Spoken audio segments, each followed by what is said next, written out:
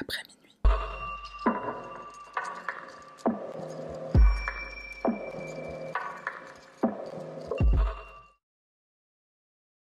Salutations mon cher panda, moi c'est Sahara, bienvenue sur ma chaîne et on y va sans plus tarder.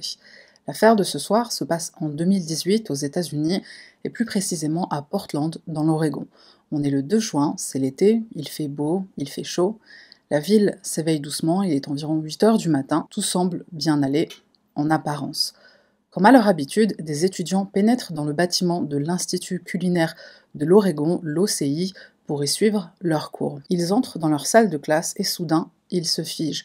Un homme est au sol, il ne bouge pas, pire encore, il baigne dans une mare de sang. Il s'agit du chef culinaire Daniel Brophy, leur professeur âgé de 63 ans. L'un de ses étudiants tente de lui faire un massage cardiaque, mais il est trop tard, Daniel est mort. La police est immédiatement prévenue, bien sûr, la scène de crime est sécurisée puisqu'il s'agit vraisemblablement d'un homicide. La victime présente 2 plaies, une dans le dos et l'autre dans la poitrine. À quelques mètres du corps de la victime, 2 douilles d'un Glock 9 mm sont retrouvées. Il s'agit de l'arme ayant probablement servi à abattre le chef culinaire. Mais qu'a-t-il pu bien se passer? Daniel a-t-il été victime d'un vol qui a mal tourné?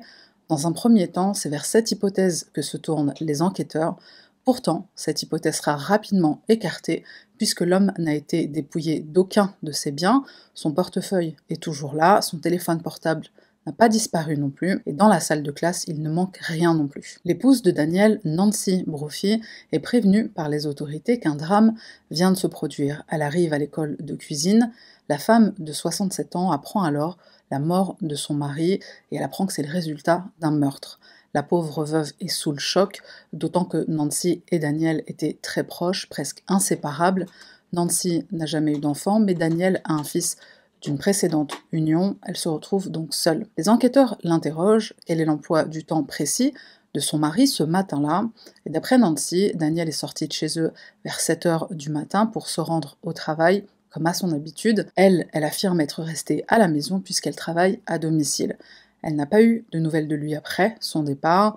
La police constate qu'il n'y a pas de caméra de surveillance à l'intérieur de l'école culinaire. Ils n'ont pas la possibilité de recueillir des images de l'arrivée de Daniel. Et ensuite, les enquêteurs vérifient le système de sécurité de l'Institut. Il apparaît que l'alarme a été désactivée à 7 h 21 précisément, ce qui est normal puisque Daniel a pénétré dans l'école à cette heure-ci.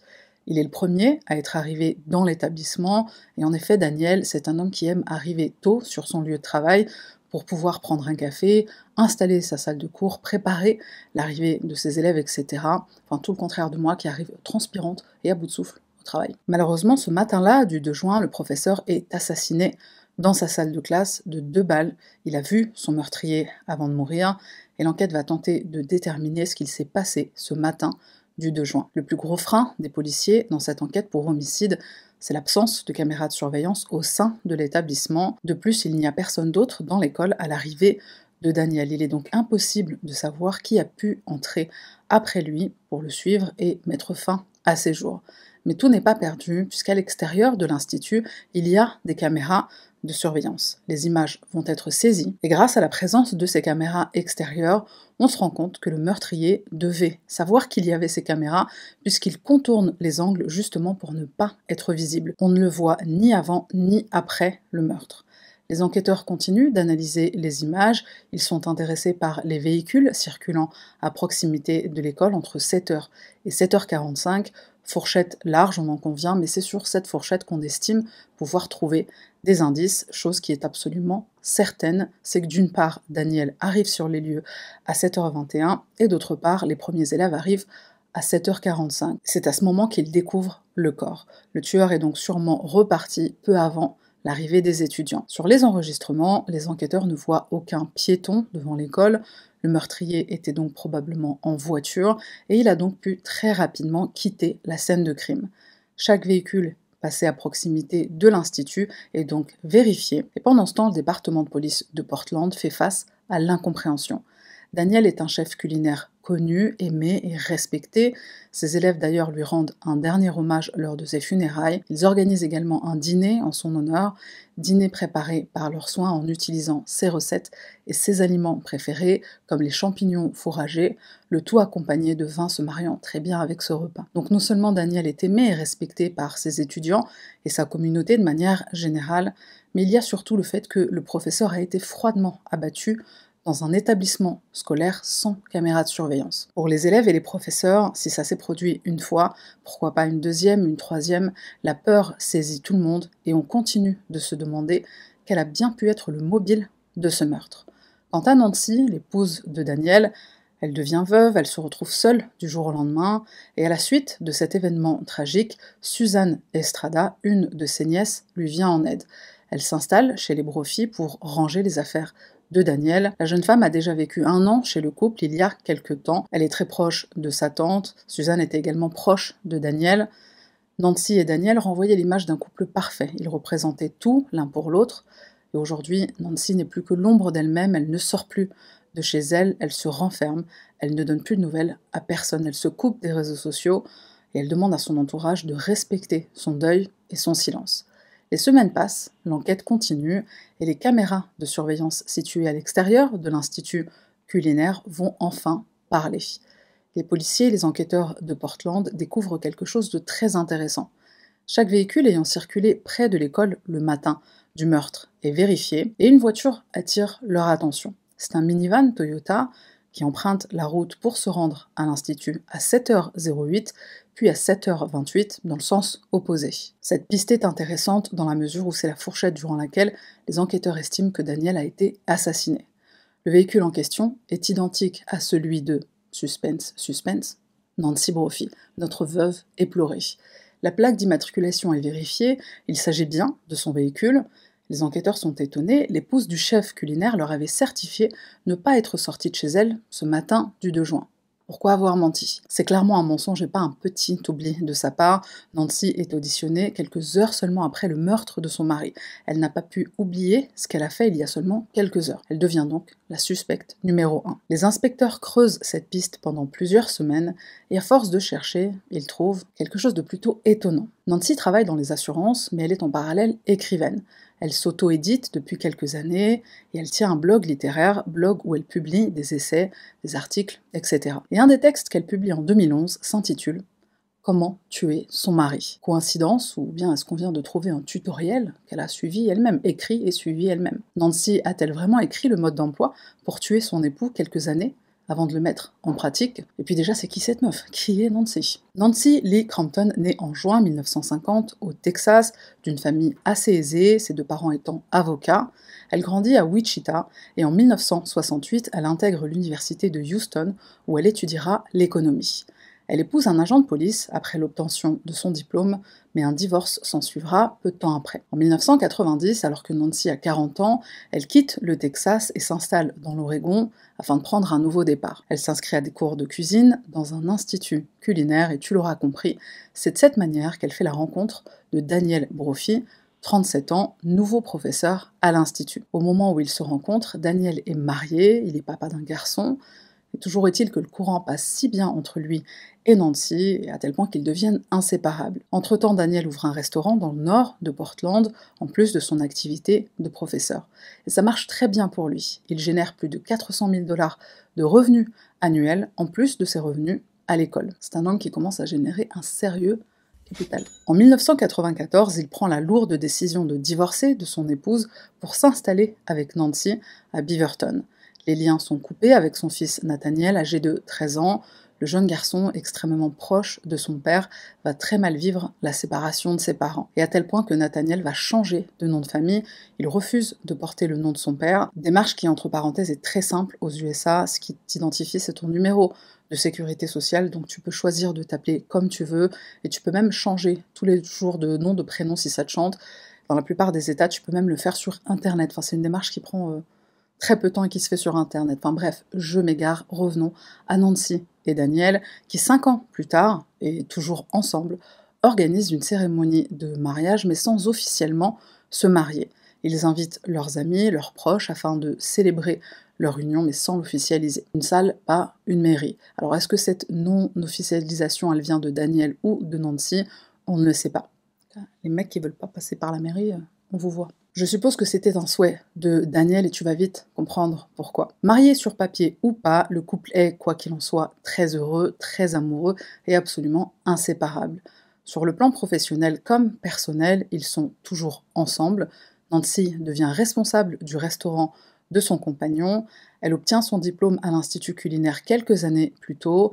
Daniel considère donc qu'elle est parfaitement en position de gérer l'établissement à ses côtés. Mais à la suite du 11 septembre 2001, le restaurant est en déclin, le chiffre d'affaires dégringole à tel point que Daniel est obligé de licencier la moitié de ses employés. Nancy quitte elle aussi son poste, il est devenu visiblement trop contraignant, trop fatigant pour elle. Daniel sera très marqué par cet épisode, son restaurant c'était son petit bébé, son bijou.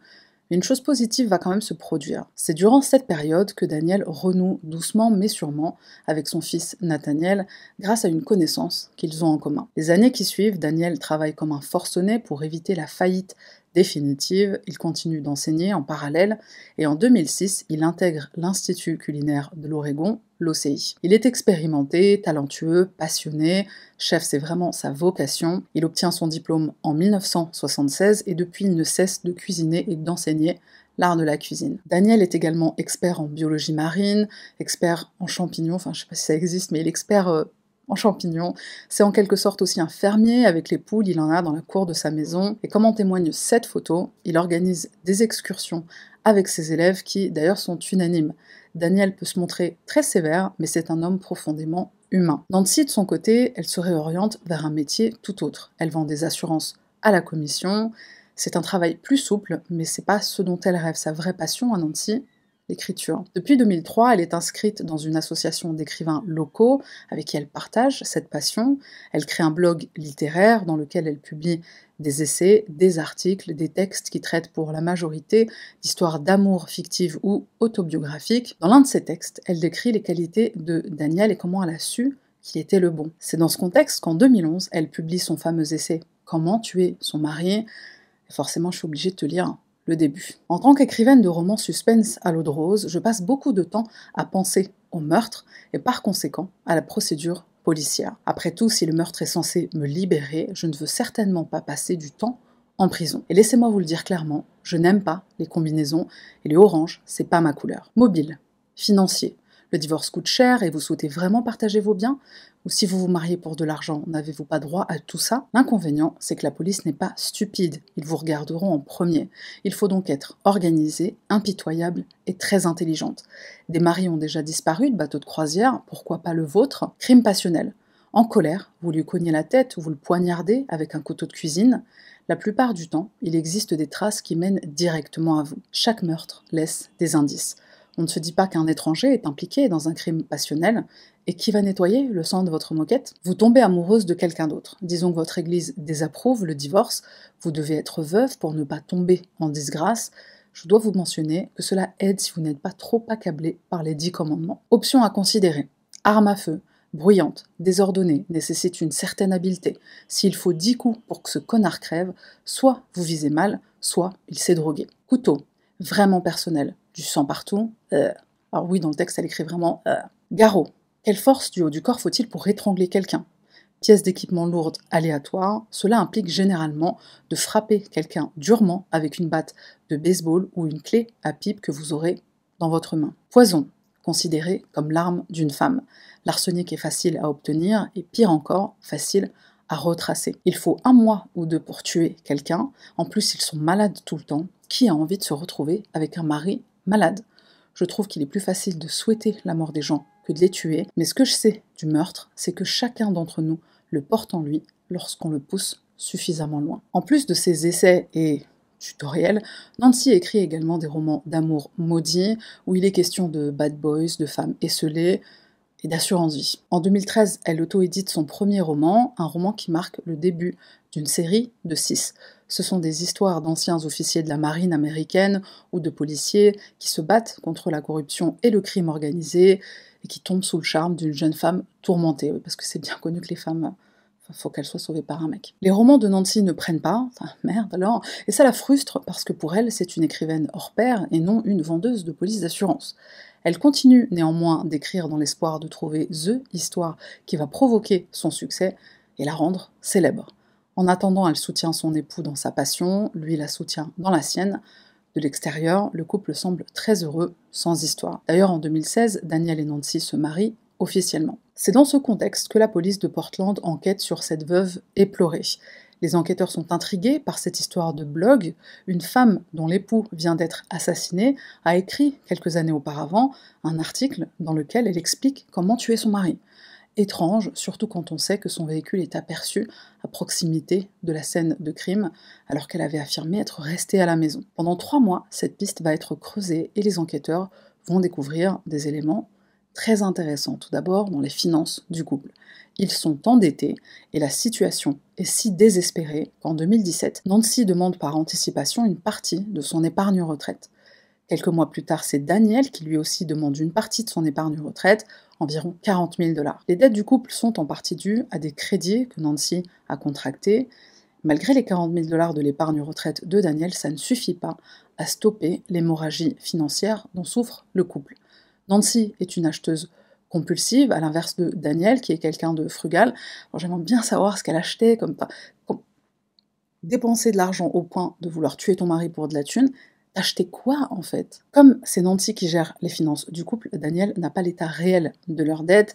Il pense qu'en récupérant une partie de sa retraite un peu plus tôt que prévu, c'est la solution qui va régler leurs problèmes. Malheureusement, ce ne sera pas le cas. Les enquêteurs découvrent également que Daniel a contracté plusieurs polices d'assurance vie quelques mois avant son décès. Leur montant s'élève à plusieurs centaines de milliers de dollars, dont la seule bénéficiaire est bien sûr sa femme Nancy. Et ça, c'est en plus de l'indemnisation de l'Institut culinaire de l'Oregon, puisque le professeur étant mort dans l'établissement, sa famille a le droit à une indemnisation. Le montant total auquel Nancy peut prétendre s'élève à environ 1 400 000 $, sans compter la maison du couple qui a une valeur d'environ 300 000 $. Nancy n'attendra que quelques jours après le décès de Daniel pour contacter les autorités de Portland afin d'obtenir, écoute bien, un certificat sur lequel serait inscrit qu'elle n'est pas suspectée dans la mort de son mari. Ce certificat est d'une grande importance pour Nancy, évidemment, il lui est nécessaire pour réclamer les sommes des assurances-vie. Pour la police de Portland, un mobile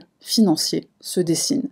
Le domicile du couple est perquisitionné et les policiers mettent la main sur, suspense, suspense, un Glock, le même modèle qui a servi à tuer le chef culinaire.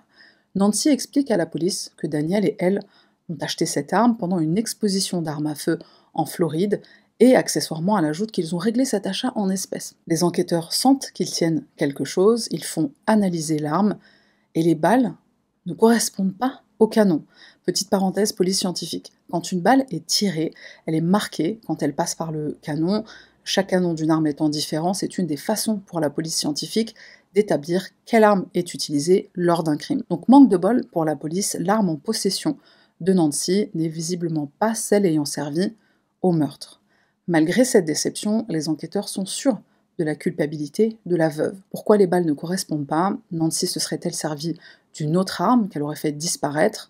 C'est presque ça. Lorsque l'ordinateur de Nancy est analysé, les enquêteurs découvrent que quelques mois avant le meurtre, l'écrivaine a acheté sur eBay un canon de rechange de Glock et une glissière de sécurité. L'historique de navigation révèle aussi qu'elle a visité à plusieurs reprises un site spécialisé dans les armes à feu et leur assemblage. Pour les enquêteurs, c'est la preuve de sa culpabilité. Pour le procureur de Portland, il y a un nombre d'indices suffisant, le mobile, le matériel, le véhicule.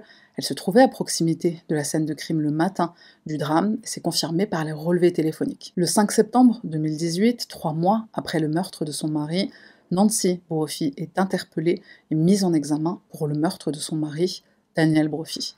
Devant les charges retenues contre elle, elle nie avec véhémence ce dont on l'accuse. On la confronte à toutes les preuves, mais d'après elle, ce n'est pas ce qu'il y paraît, et elle va nous expliquer. C'est vrai que son mari et elle ont acheté une arme quelques mois auparavant, mais c'était pour se défendre. Les temps sont durs, dit-elle. Et puis de toute façon, ils ne se sont jamais servis de cette arme. C'est vrai qu'elle a effectué des recherches pour comprendre l'assemblage des armes à feu et qu'elle a acheté un canon de rechange, mais c'était dans le cadre de ses recherches pour l'écriture de son nouveau roman. En soi, c'est crédible. Daniel et elle avaient de gros problèmes d'argent, certes, mais ça allait mieux depuis quelques mois grâce à l'encaissement du chèque de Daniel, son avance sur retraite. Quant aux images de vidéosurveillance sur lesquelles on aperçoit le véhicule de Nancy à proximité de l'institut le matin du meurtre, elle explique qu'elle a fait un tour en voiture pour trouver de l'inspiration comme à son habitude, toujours pour ses romans. Elle a menti à ce sujet quand on l'a interrogée, pourtant ben oui, c'est parce qu'elle était sous le choc et donc elle ne se souvenait plus de ce qu'elle avait fait quelques heures auparavant. Au sein de l'Institut et parmi ses proches, la nouvelle de son arrestation provoque la consternation. Pour l'entourage de Nancy, tout est faux, elle n'aurait jamais pu faire une chose pareille. Mais de l'autre côté, la famille de Daniel pense que finalement c'est peut-être possible. D'après Nathaniel, le fils de la victime, depuis le décès de son père, Nancy agissait bizarrement. Elle ne semblait pas effondrée, elle ne répondait pas aux appels de la famille de son mari uniquement comme si elle les fuyait. La fuite est désormais impossible, elle est incarcérée sans possibilité de libération sous caution dans l'attente d'un procès. Le procès de Nancy Crampton Brophy s'ouvre le 4 avril 2022 à Portland. 4 ans se sont écoulés depuis son arrestation et Nancy clame toujours haut et fort son innocence. Il ne s'agit pas d'elle, mais d'un rôdeur, un vagabond. Et en effet, pendant le procès, les avocats de Nancy vont montrer des images au jury. Il s'agit des images des caméras de surveillance à l'extérieur de l'école culinaire. On y voit un homme non identifié en train de se cacher dans une allée de l'école. Malheureusement, la police n'a pas identifié cet homme et cette piste n'a pas été menée jusqu'au bout. Ensuite, Nancy revient sur les images de vidéosurveillance qui la filment à proximité de l'Institut le matin du 2 juin. Elle ne se souvient plus de grand-chose, on se souvient, elle est en état de choc. Elle explique aussi que c'est à cause de son âge, du temps qui a passé, mais elle précise qu'elle avait une routine à l'époque. Elle sortait le matin tôt pour aller prendre un café et elle allait se poser dans un parc pour réfléchir et avoir de l'inspiration pour ses romans. Ensuite, elle rentrait chez elle. Elle explique donc que ce matin-là, c'est sûrement ce qu'elle a fait. Et donc elle plaide non coupable. De son côté, le procureur maintient ses affirmations. Nancy a tué son mari pour l'argent. On découvre que Nancy payait au total 1 000 $ par mois pour financer toutes les assurances-vie qu'elle avait contractées au nom de son mari. Pour quelqu'un qui ne s'en sort pas financièrement, 1 000 $ par mois, c'est énorme. Tu voles Pierre pour donner à Jacques, explique un agent d'assurance au procès. Durant plusieurs jours, les témoignages à charge se succèdent.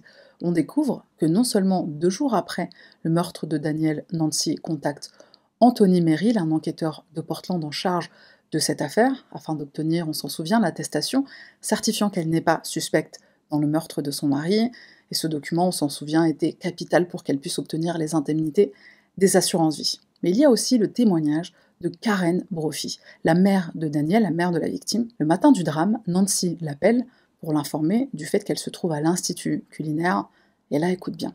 Elle lui annonce que Daniel est mort, il a été tué par balle.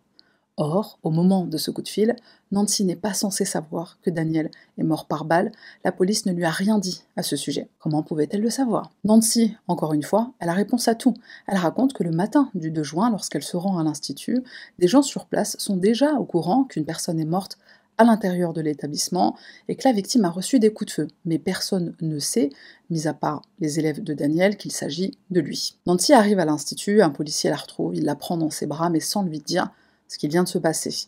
Et ensuite, elle appelle la mère de Daniel pour la prévenir. Donc d'après Nancy, voilà la façon dont elle a appris que son mari avait été tué par balle. Et l'explication à propos de son ordinateur contenant plein de recherches Google incriminantes, Nancy répète ce qu'elle a dit la première fois. Mais le problème, c'est que les enquêteurs ne trouveront aucune note, aucun article de blog, de roman ou même une ébauche de roman concernant l'assemblage d'armes à feu. Explication. Nancy voulait l'écrire, ce roman, où il allait être question d'armes à feu, d'assemblage, etc. Mais elle a perdu l'inspiration, donc elle a abandonné l'idée de ce roman. Cette meuf a réponse à tout. Pourquoi le canon de rechange n'a jamais été retrouvé, celui qu'elle a acheté sur eBay? Là, Nancy, elle n'a pas de réponse à donner. Le procureur va ensuite poser une question pertinente. Vous dites que vous avez acheté ce canon de rechange pour voir comment ça fonctionne pour l'écriture d'un roman. Mais est-ce que ça n'aurait pas été plus simple de tester ça sur l'arme que vous aviez déjà? Non, c'est pas pareil, explique Nancy. Là, tu confonds tout, monsieur le procureur. Le Glock, c'était pour notre protection, alors que le canon de rechange, c'était pour mon roman. Elle insiste sur le fait que le Glock est un achat du couple, décision commune, et c'est son mari qui a voulu régler cet achat en espèces. Pourtant, un élément qui va convaincre les enquêteurs que c'est bel et bien l'arme du crime, c'est le fait que quand ce Glock est saisi, le canon est mal vissé, en quelque sorte. As somebody who was so anti-gun, So anti-gun, in fact, that your law enforcement husband wasn't allowed to have a gun in the house. No. Hang on. Sorry. So anti-gun, but your response to gun violence increasing in this country was to buy a gun yourself. Yes or no? Yes, with a caveat. Pour le procureur, le scénario le plus vraisemblable reste le mobile financier. Nancy est acculée, elle pense aux assurances-vie de son mari qui vont pouvoir renflouer les caisses. Quelques mois avant le meurtre, elle acquiert le Glock et le canon de rechange. Elle pense qu'elle ne sera pas soupçonnée, paiement en espèces, etc. Le matin du 2 juin, elle suit de loin Daniel. Elle fait en sorte de ne pas être vue par les caméras de surveillance. Elle pénètre dans l'institut et tire à 2 reprises sur son époux, qu'il a forcément vu au moment du meurtre. Salle de classe, une seule porte, il l'a vu arriver. Après ça, Nancy se débarrasse du canon et remet l'original, en le remettant mal. Elle rentre chez elle pour se construire un alibi. J'étais à la maison en train d'écrire. Puis elle attend que le corps soit découvert et qu'on l'avertisse. Cette théorie va convaincre le jury puisque le 25 mai 2022, Nancy Crampton Brophy, âgée maintenant de 71 ans, est reconnue coupable du meurtre au second degré de son mari Daniel Brophy. Elle est condamnée à la réclusion criminelle à perpétuité, et tu te demandes sûrement pourquoi meurtre au second degré, donc sans préméditation, alors que le contraire a été démontré. Le meurtre au premier degré s'applique uniquement à des cas spécifiques, comme le meurtre d'un enfant, d'un agent de police, s'il s'agit d'une récidive, d'un tueur à gages, etc. Nancy Brophy continue de purger sa peine et pourra bénéficier d'une libération conditionnelle d'ici 25 ans. Elle continue pourtant de clamer son innocence. Karen, la mère de Daniel, s'adresse à elle pendant le procès. Tu as fait partie de notre famille pendant plus de 25 ans. Cette relation n'était-elle que mensonge. Le frère de la victime s'exprimera aussi. Je n'aurai plus l'occasion d'aller cueillir des champignons avec lui. Il n'y aura plus de gaufres aux réunions de famille à cause de ton acte des plus égoïstes. Nous avons vécu une grande perte. Bon, pour conclure, que dire si ce n'est que Nancy, non seulement elle écrit mal, mais en plus son tuto, comment tuer son mari, il te mène à la casse-prison. Cette affaire n'est pas sans rappeler celle de Mark Twitchell, surnommé le Dexter canadien. Voici l'histoire de mon progrès pour devenir tueur en série, avait-il écrit. Je ne me souviens pas à quel endroit j'étais ou à quel moment j'ai pris cette décision de devenir tueur en série, mais je me souviens de cette sensation qui m'a frappée quand j'ai pris cette décision, de l'euphorie pure, pour ne citer qu'un extrait. J'ai traité cette affaire il y a fort longtemps, je te mets le lien de la vidéo quelque part à l'écran. Dans un style un peu différent, on a aussi Richard Klinkhammer. Tu as peut-être déjà entendu parler de cette affaire, donc il s'agit d'un néerlandais qui lui va faire l'inverse de ce qu'a fait Nancy. Il tue sa femme et ensuite il écrit un roman. 7 façons de tuer sa femme, c'est le titre. Dans ce livre, il détaille 7 façons qui lui auraient permis de tuer sa femme.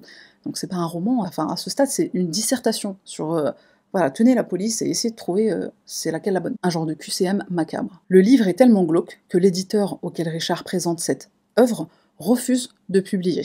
La police mène l'enquête, mais ne trouve rien, et c'est des années plus tard, quand Richard vend sa maison, que les nouveaux propriétaires vont faire découverte dans le jardin. Qu'est-ce qu'ils trouvent? Bingo, le squelette de sa femme. C'est tout ce que j'avais à dire pour cette affaire. Écoute, c'était fort intéressant de lire ce tutoriel qui ne marche pas. On dirait qu'on est sur 5 Minute Craft, tu sais, les chaînes YouTube qui t'apprennent à faire des trucs qui ne marchent pas, ou qui t'explosent à la gueule et t'envoient à l'hôpital. Donc laisse un commentaire, merci d'être resté jusqu'à la fin. Et on se retrouve la semaine prochaine pour une nouvelle affaire. Bye.